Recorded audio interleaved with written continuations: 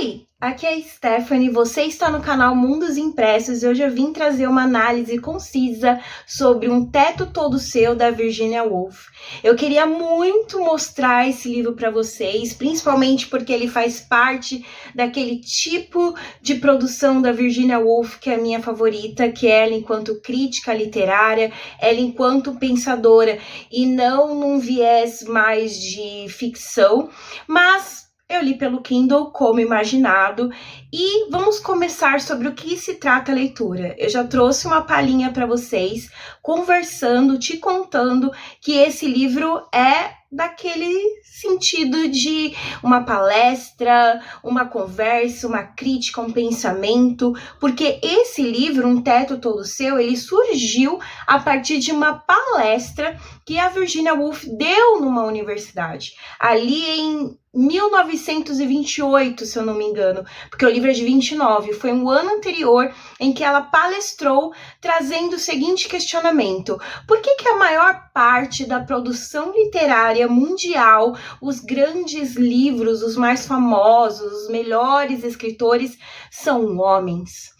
Então ela vai bater nessa tecla e daí então surge o título da obra, Um Teto Todo Seu, que é um ensaio que vai falar justamente sobre a importância de a mulher ter um espaço para ser seu, para poder produzir a sua arte, nesse caso principalmente a literatura, para ela poder escrever de um jeito livre e financeiramente independente. Então vamos lá fazer um recorte histórico sobre o que estava acontecendo no mundo naquela época e por que esse livro acaba dialogando e se tornando até mesmo uma das principais figuras, um dos principais destaques da época para a gente falar sobre a luta feminista.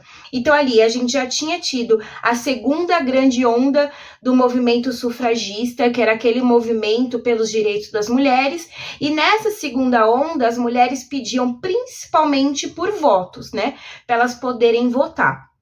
Mas, além disso, pedia melhores condições de estudo para que elas tivessem acesso a estudo, a formação e tudo mais, e uma melhor condição ali na sua posição financeira, digamos assim.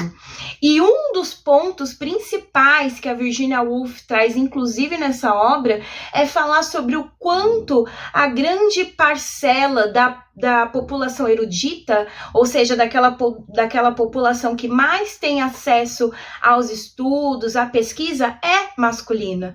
Então ela toca bastante nesse ponto, se esse teto todo seu, ele não existe também devido à maneira com que a sociedade dificulta o acesso da mulher às universidades, à pesquisa. Que a gente sabe que por mais que a gente esteja em um recorte histórico de 1929, é algo extremamente atual. Vide a vida da Malala, que quase morreu pedindo, né, muito pouquíssimo tempo que as meninas pudessem simplesmente ir para a escola, que dirá então para a universidade, né?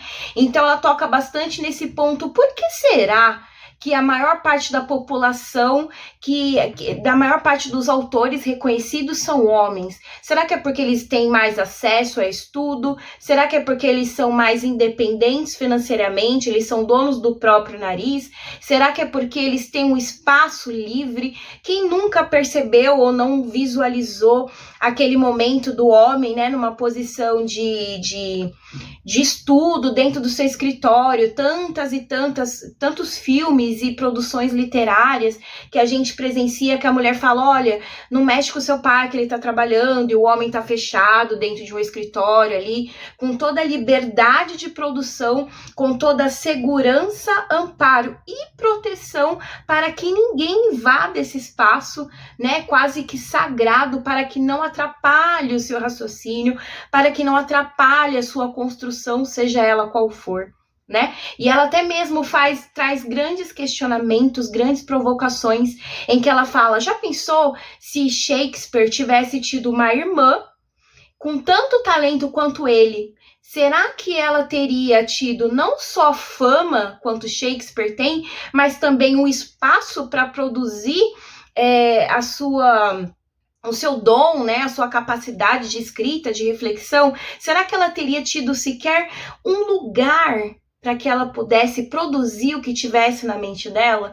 Então ela traz bastante conceitos, ela cita autoras famosérrimas como a Jane Austen e as irmãs Brontë, que ela cita como mulheres que conseguiram furar a bolha, né, de uma sociedade que condiciona as mulheres a posição de dona do lar, mãe, esse tipo de coisa, e que ainda assim, de certa maneira, você percebe no seu contexto literário, na produção literária delas, que tem muito do seu contexto em que elas viviam, do seu em volta, sabe? O quanto o sistema patriarcal, o quanto toda a sociedade que pressiona essas mulheres fica evidenciado na obra delas, esses tipos de traços, sabe?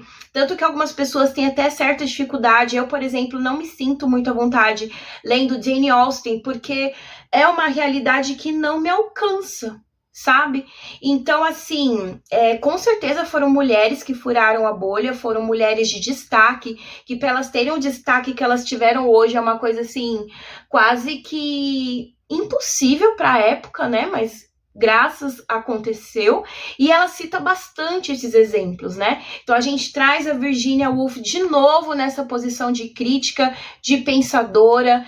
É a minha versão favorita dela, ainda que toda a ficção da Virginia também tenha um viés bem que é possível de analisar, que a gente dialoga com muitas coisas, principalmente com o direito das mulheres em exercerem, né, as suas posições. Ela foi uma mulher muito importante para o movimento feminista, não só na literatura, mas como um todo, né, por tentar exercer a sua liberdade. O desfecho de sua vida também diz muito sobre o quanto ela foi engolida por tudo isso, por o quanto que ela fazia um movimento de tentar, né, sair dessa bolha, e o quanto a sociedade tentava empurrá-la de volta.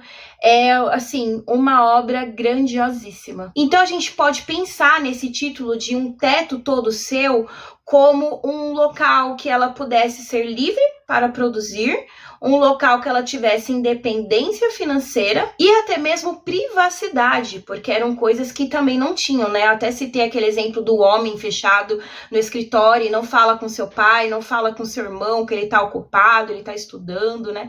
Então ela meio que faz, além de um ensaio, ela faz um apelo de, olha, não é que mulheres não são capazes de escrever, não é que mulheres não têm a capacidade de escrever obras grandiosas quanto os homens, né? Quanto tantas obras que a gente conhece que são maravilhosas. É porque elas não têm os privilégios que eles têm, a liberdade que eles têm, a privacidade e principalmente uma possibilidade financeira que os fazem ter mais facilidade para exercer toda a sua criatividade, entende? E eu queria muito saber o que vocês pensam a respeito disso, porque eu percebo que isso existe até os dias atuais. É claro que as mulheres vêm tendo mais espaço na literatura. Hoje em dia a gente conhece muitas outras autoras famosas que vivem disso, inclusive. Então o espaço tem sido, sim, aumentado, mas ainda não tem sido o suficiente. Em pesquisas recentes foi comprovado que a maior parte de produção literária do mundo ainda é masculina. E que eles detêm os campos, assim, eles estão nas posições de mais fama, de mais dinheiro, de mais oportunidades mesmo, sabe? É visto com olhos, com bons olhos quando é um homem escrevendo. Isso acontece até hoje.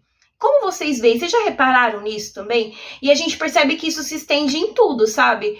Em profissões assim que não são tidas como originalmente femininas, né? Então, aqui no YouTube eu percebo muito que os maiores canais são de homens, né? Que eles têm a maior visibilidade, que eles têm mais facilidade para furar certa bolha.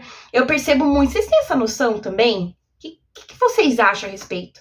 E me conta também nos comentários, depois de me deixar um like e se inscrever no canal, por favorzinho. Se vocês já leram outros livros da Virginia Woolf, se vocês também, qual vertente dela vocês preferem, né? Se vocês gostam mais desse lado da ficção, ou se vocês gostam mais desse lado do ensaio, né? Da Virginia Woolf quanto pesquisadora. Me conta aí nos comentários, tá bom? Gente, eu quero muito agradecer por terem assistido. Se vocês forem adquirir o livro, pode usar o meu link da Amazon, por favor, que vocês auxiliam o canal. Eu espero que vocês tenham gostado dessa análise concisa e eu os vejo no próximo vídeo. Tchau, tchau!